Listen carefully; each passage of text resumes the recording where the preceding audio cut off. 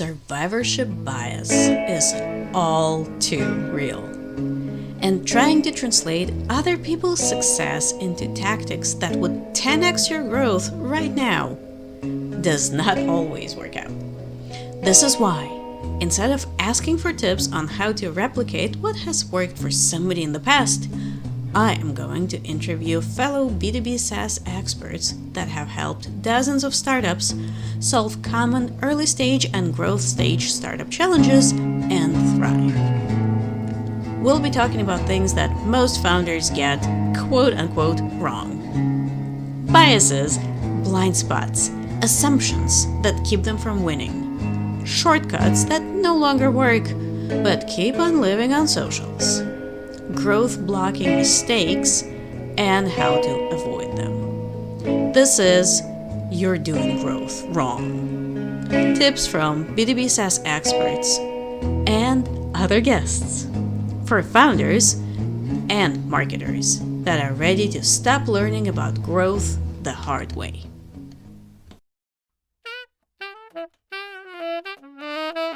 There can be no converting copy without messaging. And there's no messaging without figuring out your positioning first. But how do they all work together? And how do storytelling and brand voice fit in? In this episode, we're going to dig into those questions. Stay tuned to hear more.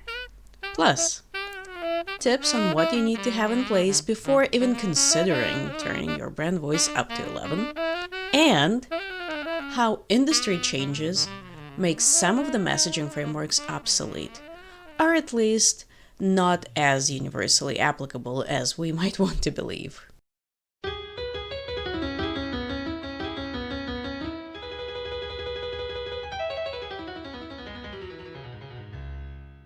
Yeah, so I'm Diane Wiredu. I run a messaging consultancy for growth stage B2B SaaS and tech companies called Lionwords. And I help them basically create messaging that resonates with their potential buyers so they can get better results from their marketing efforts, like their website and product messaging. So I'm sure that one of the most frequently asked questions for you is, what is messaging? Let us flip that. What messaging is not? What is messaging? It comes up a lot, actually. And I think, to be honest, it's probably always worth covering because I think there's a little bit of I don't know if it's like a renaissance. I just feel like everyone is obsessed with messaging, but we're all talking about different things. It's not, I don't know. Some people are mixing up copy and messaging, which I differentiate.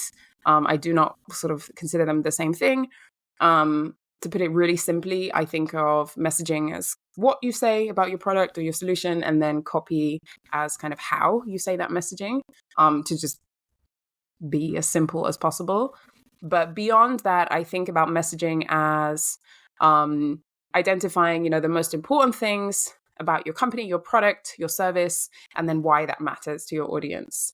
So messaging is going to be informed by, of course, like your unique positioning in the market, where you stand in terms of like your company mission, your story, your goals and everything. And then, of course, the value that you provide for customers. But it's really like, what the heck do we say? And then when we get super clear on that, how do we transform that into copy? But what about positioning? And how does it work together with messaging and eventually copy?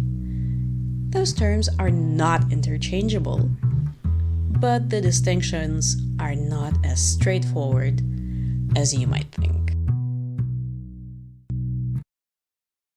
They are this kind of layer, right? You have positioning as the foundation of the house, right? The company, and then your messaging sits on top of that, and your copy sits on top of that.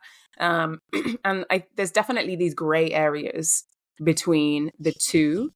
I find, the work that I come and do with clients, you have to have a clear enough or solid enough grasp on your positioning in the market for us to even work on your messaging sometimes I even consider my job to really be, well, my job as a messaging strategist or a consultant is translating that positioning into something that like the marketing and sales team can actually work with. I feel like some of the components of positioning feed into like everything else, but it doesn't actually give you the messages and the words that you can go out and put on a website, for example. Okay, so what does good enough mean? I think positioning, it's like with messaging and positioning, it's a constant flywheel, I think. And so there is never done. Mm-hmm. It's never done, but you have to step away from this kind of analysis paralysis and just kind of put a stake in the ground on something and move forward. I remember some of the early conversations I'd have with founders. I'd be like, cool, so what's your positioning? They'd be like, well, either they didn't answer it at all, they had no idea to answer it, or they would say something just basically just about like, oh, well, we target, SMBs, like 500 employees. And then I'd be like, cool, and then walk away with it. Now, one of my favorite frameworks for positioning is April Dunford's. And I use that a lot in clarifying if my clients do have a handle on positioning. And I love the breakdown of these elements because it feels a lot more practical than just having this like fluffy statement of who your market is and what you do for them. It's a little bit robust, maybe sometimes it's too robust for like earlier stage companies, but I like that framework. And I'm not going to call out all 5 components because I might get them wrong, but some, a couple of those are the market that you win in, or who are the competitive alternatives. And so I like to look at that with companies as like, do we have a handle on all of these things? Can we talk about them clearly enough? And if we can, and they feel right, they don't feel just like complete guesses, and they're aligned with like the company and the business strategy, and it makes sense, or there's not some glaring thing like, oh, this is the market we want to win in, and then it just doesn't make sense at all. That's how I think that then is good enough. Because again, you don't know if it's right, because positioning is something it's like you have to run with it, and you have to test, and you have to get feedback from the market. Okay, so let's go back to the too robust part. So it sounds like for early stage, it makes sense to just scale it down. Out of the 5 elements, keep like the ones that make the most sense, probably.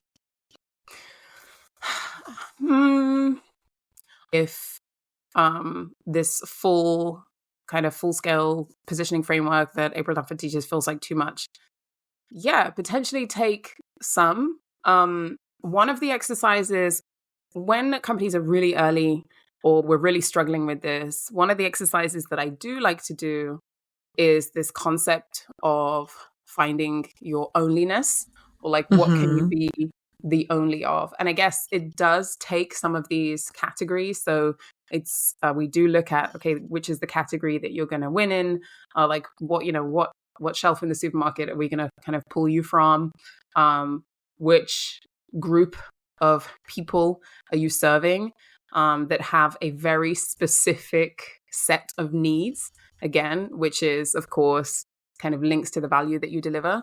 But instead of kind of building out this big framework, what we're actually trying to do is just simplify and reduce into kind of a short sentence. And the reason I like that kind of onlyness exercise, I think it's because it bridges the fluffy fill the blanks positioning statement and the very robust like framework that then you're not sure what to do with. Because I do think that sometimes, even though this like fill the blank statement is actually kind of useless, the exercise of simplifying what the heck you do, who for, and in which market into something just small and concise is very helpful when you're at the foundations of a company. So I think if we're talking really early, if we're talking the opposite of robust and keeping things lean, I think that's an option. But it's not enough for bigger companies that are looking to scale, grow, refine their messaging. It's just one for those companies. For me, that's just kind of one tool in my toolbox. Okay, so tell me a bit more about the growth stage folks. Like when they come to you, presumably they have some kind of messaging in place. Yeah, yeah, exactly. So most companies, I work predominantly with B2B tech and SaaS, but also wider B2B digital service providers, right? So sometimes agencies and things like that as well. And I use the term and the label growth stage very loosely, very loosely. And it's mostly just to say that I don't work with super early stage companies because I think growth looks wildly different. And I can work with a company that is, I've worked with a company, we took them from, took them to their first 1 million ARR revenue. And I've worked with companies that are beyond or at 5, and growth stage can still be considered 10 million, right? It just depends on how you look at it. So it's a very loose term, but what I mean is that you have some sense of product market fit. You've got paying customers. You've got traction in the market. You have talked about your product in a certain way that has got you to this stage, but there is some type of realization that there are different triggers, but some realization that, crap, this isn't quite right now, and it's not going to take us to this next stage of growth that we want to. And it could be there's a shift in positioning or a shift in the market. It could be a new product launch that's coming out. It could be changes of competitive alternatives now. So now value propositions aren't really aligned with the market. I think, for example, across AI, there's a lot of that happening, which is like, oh no, how do we update our messaging because everyone is talking about this thing, and maybe what was unique to us before isn't unique now. Or it's often, I worked with a really great company last year, and they were just like, it's just like they woke up after a couple of years and realized like, all of our customers love us. But then when prospects are landing here, like we're not explaining our value in a way that is actually true to what our product delivers. So growth stage is super loose. I actually kind of hate it, but sometimes we have to use messaging that resonates with our clients, even if we don't like it ourselves. Hopefully that answers the question. So do you approach messaging projects differently based on what the problem is? Like message market fit versus, wow, the market has changed, now we need to adapt. I have sort of devised and put together a process, a framework, a way of working with companies on their messaging over the years, after working with so many companies on their copy and seeing that there was this kind of missing phase of really understanding what the heck we're saying before we work on an asset. And I think that process can be applied to most companies that have different problems, because we still need to look at all of those different elements. The same thing I think probably with positioning yourself wherever you're coming from or whatever basis you have, you still need to have all of those elements and those blocks in place. So we might need to focus a bit more on one area than another. We might really need to figure out and spend a lot of our time looking at that. How do we articulate the value propositions, and how do we bring to the forefront your differentiation? Or it could be that we need to really figure out your story, or bring to the forefront some of the culture and values of the company that's been lost along the way. But I still kind of like to work through in a systematic way. All right, so let's go back to the storytelling part. Sure. For B2B SaaS, culture, value, story, does it matter? Yeah, story sounds fluffy, doesn't it? It sounds like, no, we don't want a bedtime story. We just want to know outcomes, just ROI. I don't care anything about, No, surprisingly, story, or again, whatever you want to call it as well, because I have also had a whole journey with how I talk about this stuff, whether we say story, whether we say category story, strategic narrative, like whatever, like we're all talking about similar things, but that kind of thread that drives your company, the mission, why everyone shows up, the change you're trying to make, is really important. And it's important not because it's going to be the thing that you have to slap on your like homepage hero. Like it doesn't, that's not why we need to work on it, but we need to work on it in the same way that we need to figure out your positioning, because it's the foundation. It's the foundation of everything else. And for some companies, it will show up a lot more than others. And the story and how they show up within that category and their point of view will actually drive a lot of the marketing efforts and differentiation. And for other companies, it's a little bit less interesting. But we just need to figure it out so that we have this like foundation to build on. It's where I always start every project with a client, with a company, and it's one of the reasons why I always have to work with a CEO or a founder. Like if a company comes to me and they say, okay, I'm the marketing, I'm the CMO, like I'll get, sign off. Founders got, signed off on this project, but they don't want to be involved.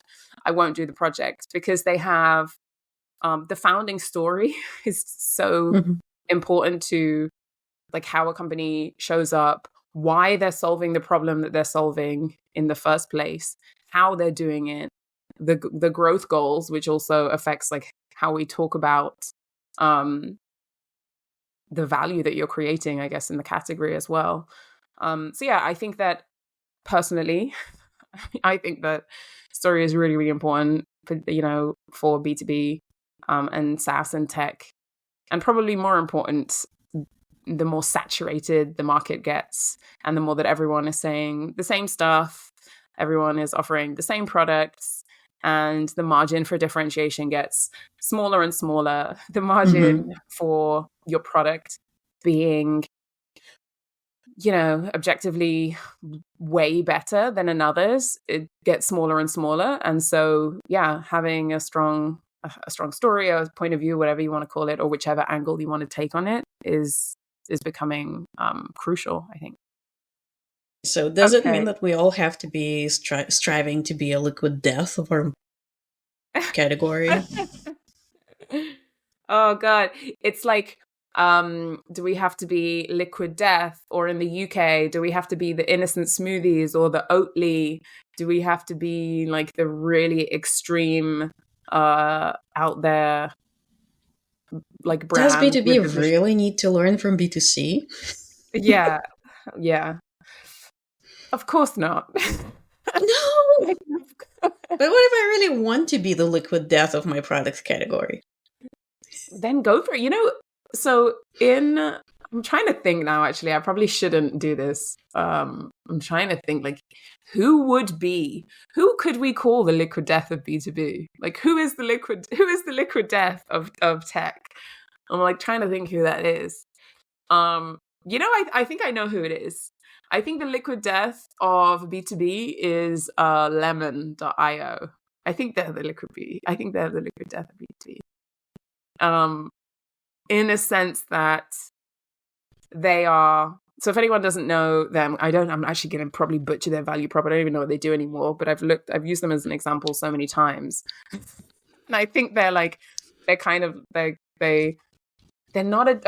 a dev shop, but they outsource development company. Like, I can't remember. Maybe you can help me with this. Yes, I'm like on their website right now.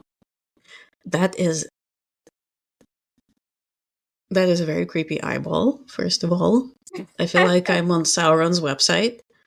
I think delivering miraculous devs to your startup.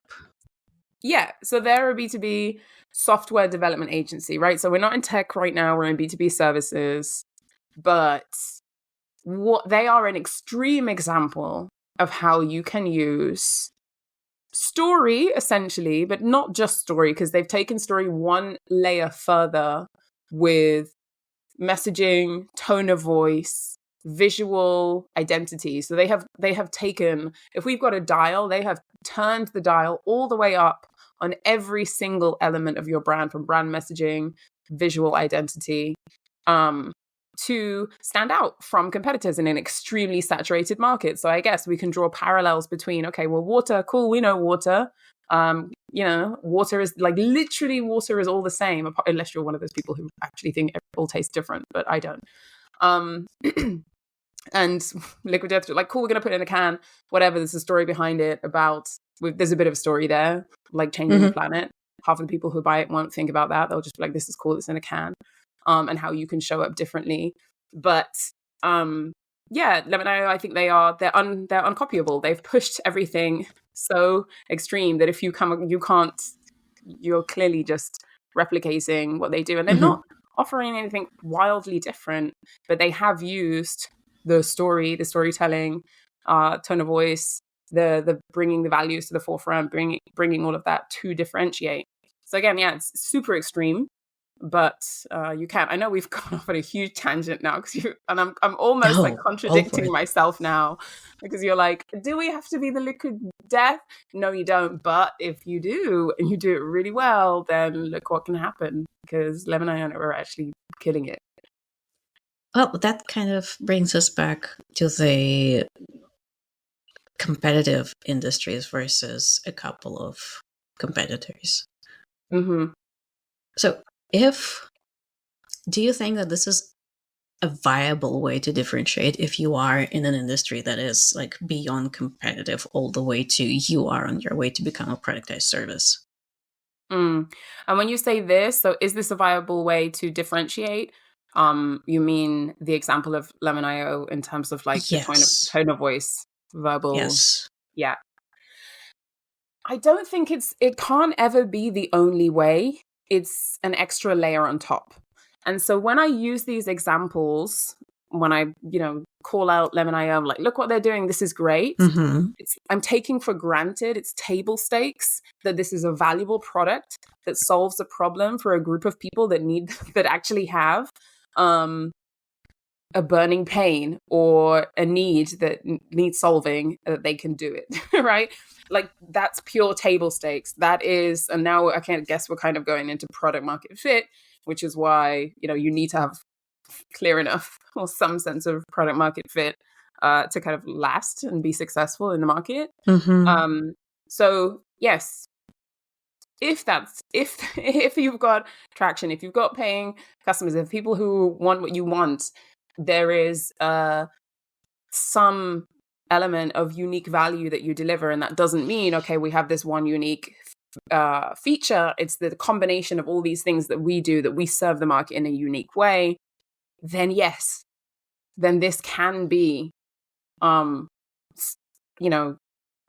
on and really going deep and hard on one particular aspect of your brand identity, pushing your voice or whatever into another realm, can be a way to differentiate. But again, you have to be solving a problem, and it has to align. And I think that that's the challenge. So Lemon.io, they've really pulled off something that I think they're an anomaly. And again, they're going to become.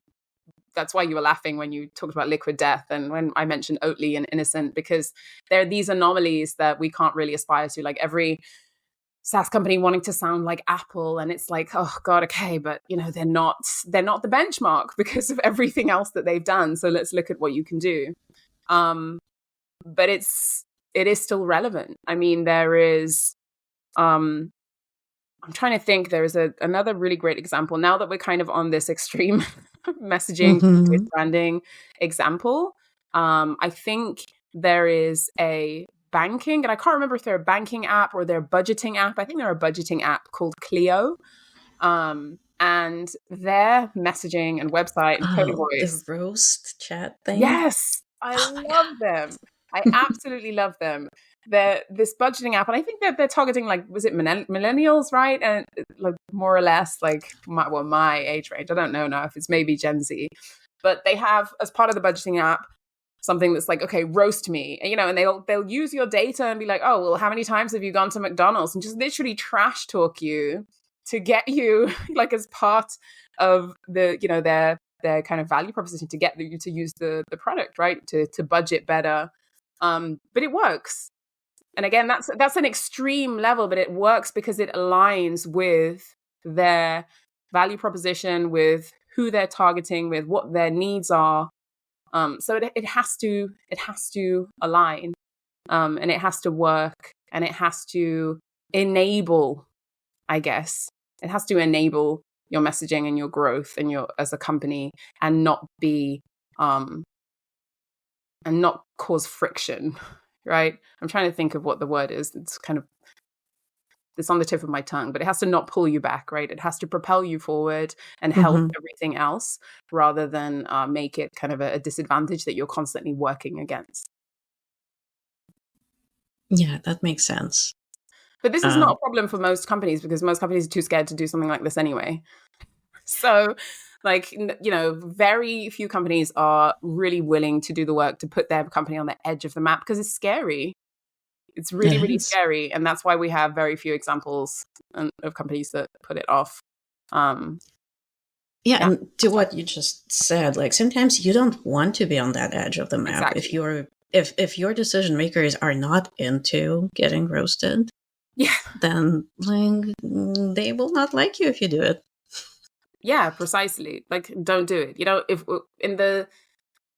If we just stay in the banking, again, this is not really like B2B SaaS, it's kind of business to consumer, but that's such an anomaly example. But if we bring it back down to Earth, Wise, or TransferWise, when they turned into Wise, is a brilliant example of a boring industry speaking to everyone, but managing to use story to their advantage. Like, they said banking was bad. Here's why it was bad. We fixed it, right? Like, that with the classic story structure of like, banking was terrible. This is why. Look what we've done now. You deserve better. A new banking experience. And if you ask anyone, because I bank with Wise, if you ask people who bank with Wise what they think of Wise, they'll be like, oh my God, I love Wise. How many banks have customers that actually love it? It's crazy. Like, no one loves their bank. Like, bank's just an industry, like, it's an experience that you hate, but somehow they've managed to like get consumers invested. And part of that is a story. Part of it is obviously a good product, because otherwise I wouldn't be raving about it. I wouldn't have like these different accounts for them. I wouldn't have set up my business with them. It has to work. But they're serving a certain group of people very well, who kind of believe what they do. So yeah, I know I'm going around the houses back to story, but obviously I'm feeling passionate about story today. So yeah. Well, I can think of several companies that do the blank is broken, we fixed it for you, you're welcome. Basecamp comes to mind immediately. Yes, Basecamp is another classic example. And I guess timing is right here as well, because we're talking about examples that this is not 2023 that they told this story. So maybe that also leads into, certain storytelling structures work, but they can be overdone. They can be overdone. Or the industry just moved past it. Yeah, the industry moves fast. The industry gets bored of it, or the point is that you have to actually be solving something. Like, you can't use a structure, you can't use a framework. It's almost like these Mad Libs copywriting stuff. Like, I hope that no one doesn't listen to this episode and be like, cool, okay, this thing was broken, now we fixed it. But like, was it really broken? Because it actually has to be. The banking industry was terrible. Like, and for anyone like me who's dealing with, multi-currency accounts and moving money it was terrible. And so they actually did something about it. Basecamp actually did something. So yeah, again, I think it comes back to this, what's the word I'm looking for? I'm losing all the words today. Could it be critical thinking? Yeah, I wasn't thinking that, but I'll take it. Integrity, I think. Yeah. Integrity, tell me more.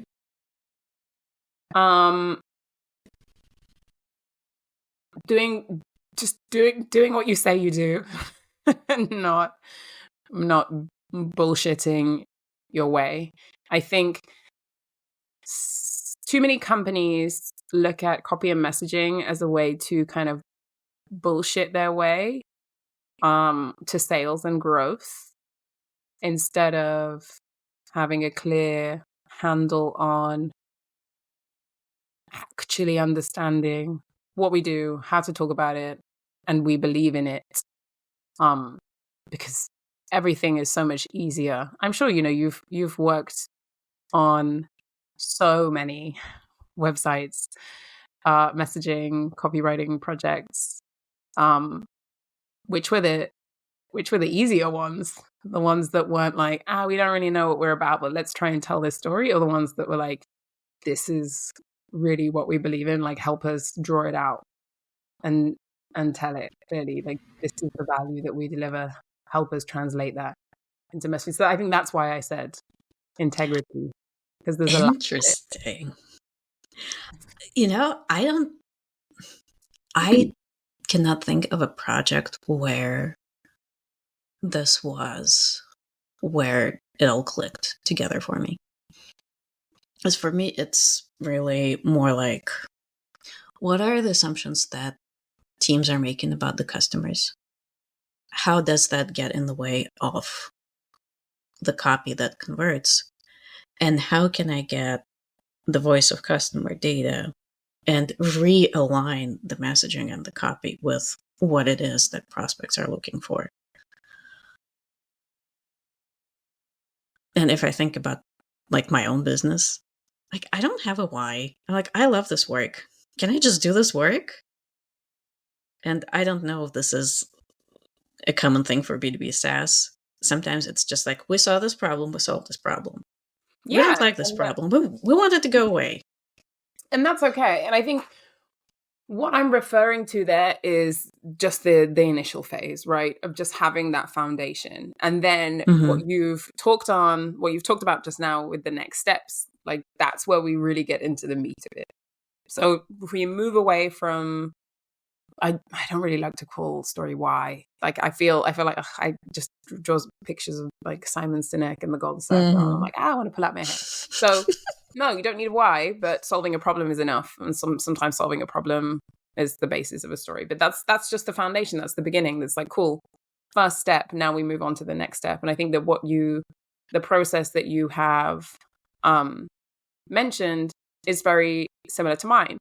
Messaging, and particularly, so let's talk about kind of these growth stage who have got messaging that's got them this far, but we have outgrown it and want to make sure that we are articulating the value of our product in a way that's going to resonate for this, like our current ICP and growth going forward.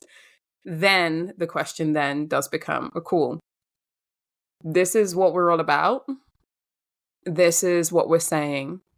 This is the assumptions or what we think, or how we want to come across, and the things that we think we should be saying about the product. These are the priorities that we think. Now let's go and validate that with our market. And I look at that from two phases, both actual customers. So speaking to our current customers and seeing where this aligns and where it doesn't. What box do they put us in? What needs do they think that we're solving?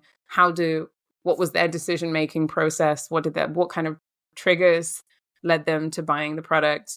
And then also figuring out within the market, because I do think, I believe that companies do need to look at their competitors. I don't think you should be constantly looking at them, but it's really important to see where you sit. So then I also look at, what are competitors saying? And do kind of a competitor messaging audit. And then the main phase is now coming back and bringing that together, synthesizing those findings, looking for opportunities and sort of matching across the board now and saying, okay, cool. Here, some of our hypothesis was validated. It aligns with the story we want to tell. Cool, we'll keep that. And then sometimes it's, everyone was saying this whole other story. that makes more sense. And we should have been so we're going to bring some of those messages to the forefront. And then sort of narrowing down that messaging focus. I think I do agree with you. We probably spent a lot of time talking about the story, but that's not that's not what messaging is. It's just a really good point of departure. And it's a good sort of, not a box to check, but it's a good thing that we need to do as that like first step, because it does make everything easier. But yeah, validating messaging with your customers, with your ideal clients and your target audience as well is key, right? It's key because no company is just speaking to themselves. Like, it's all about serving your customers and making sure you do that in the best way, and making sure that your messaging resonates. And I think that's the only way to do that, really. Agreed. Agreed. Yay! Yay, we're done. Complete.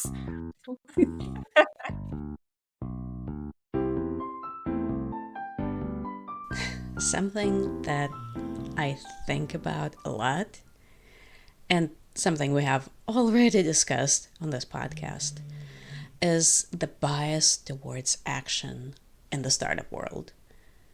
And especially for messaging, it's not wrong. To be clear, messaging exists to convert. And the only way you can find out if it converts is by testing it out there in the real world. But at the same time, messaging development by committee is also a thing, especially for early stage startups. This is why our conversation is about to take a darker turn when we talk about some of the ways messaging can start falling apart.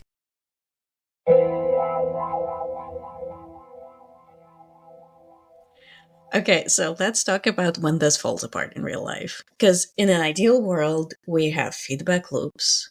Everybody's gathering customer data. Everybody's on top of what's changing in terms of competitor messaging and markets and future trends. And all of our product decisions are based on customer feedback as well.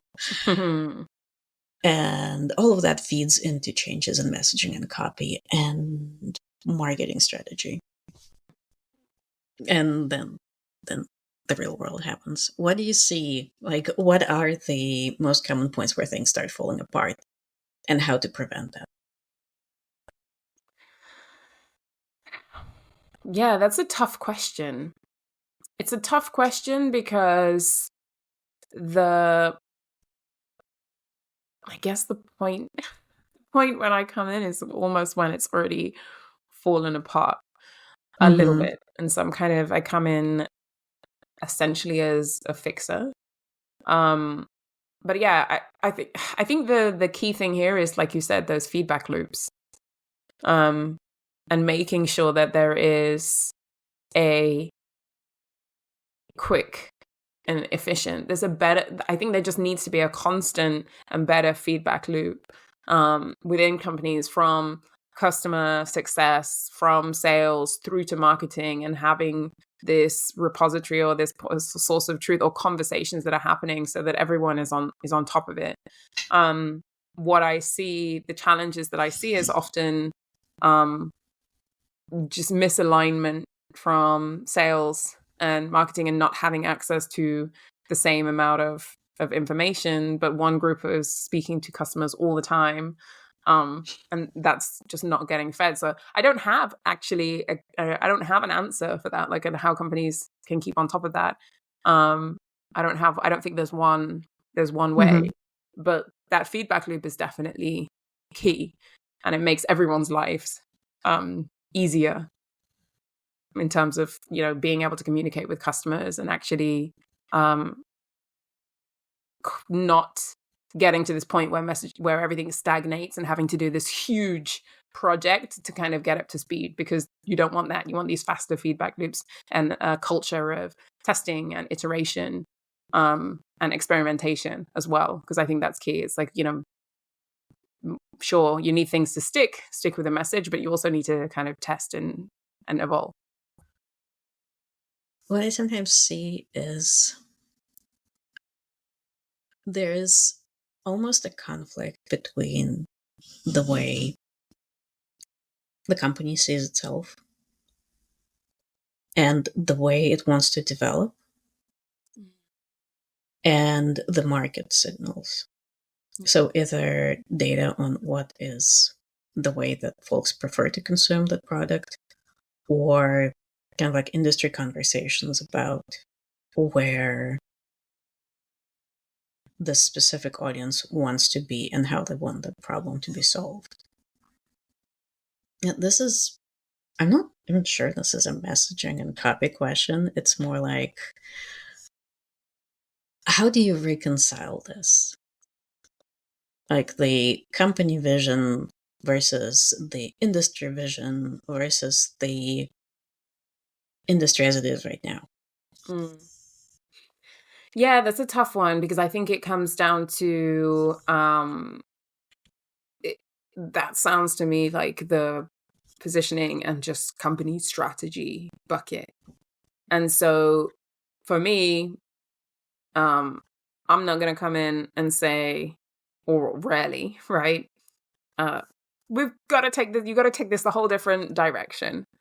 Mm-hmm. My role and my job and where I put myself in is, how can we communicate this position right now for the next, whatever the roadmap is, for the next 6 months, for the next 12 months, in a way that will, I guess, get you to that next stage so that then we can shift again.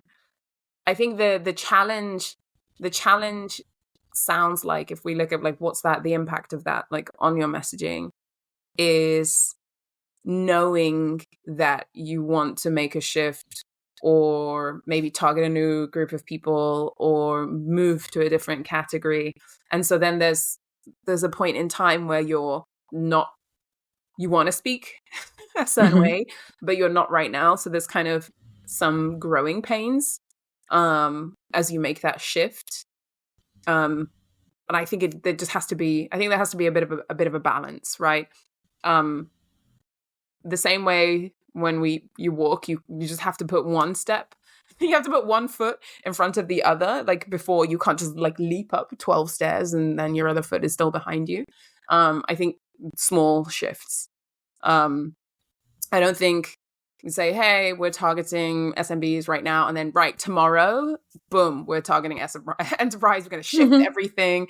We're going to speak completely differently. We're going to like completely shift our model. Like, you have to just kind of take those steps. But yeah, it's challenging. I think it's challenging.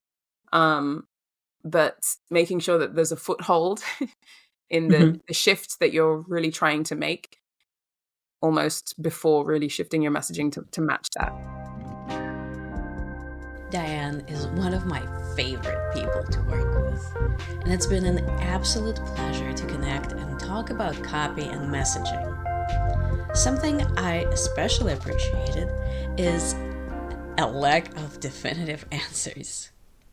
It's definitely easier to talk about Liquid Death or Oatly as the best possible way to differentiate in B2B SaaS. And it's just as easy to go with it depends.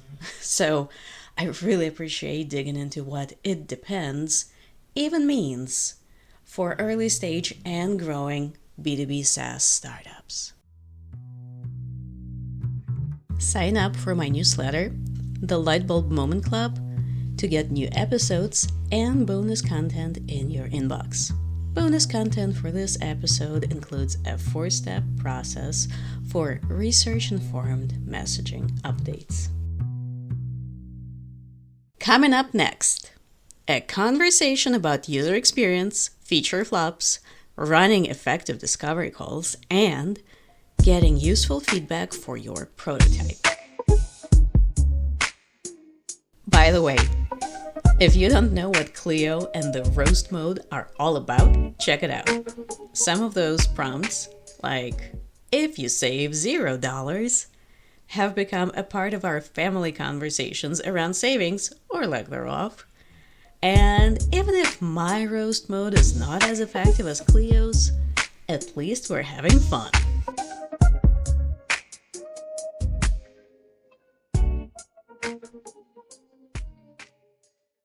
Thank you for listening. I am Sam Howard, conversion copywriter and strategist working with growing B2B SaaS startups, and this is You're Doing Growth Wrong, a not too serious podcast for founders and growth marketers that are tired of learning about growth the hard way. Theme song is by Stephen Lane II. Vocals are by Thomas the Cat. Loud snoring in the background is by Abby, who is the bestest girl.